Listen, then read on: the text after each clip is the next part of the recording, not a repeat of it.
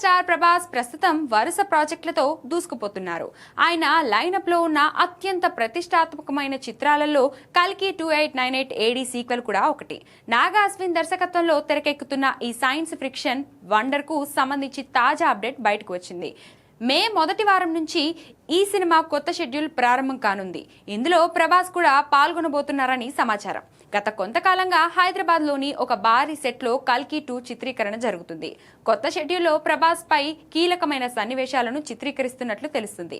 అయితే మొదటి భాగంలో కర్ణ, భైరవగా 2 విభిన్న పాత్రలో అలరించాడు ప్రభాస్.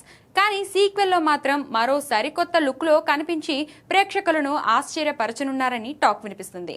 మొత్తంగా ఈ సీక్వెల్లో ప్రభాస్ పాత్ర మరింత పవర్ఫుల్ గా ఉండబోతుంది.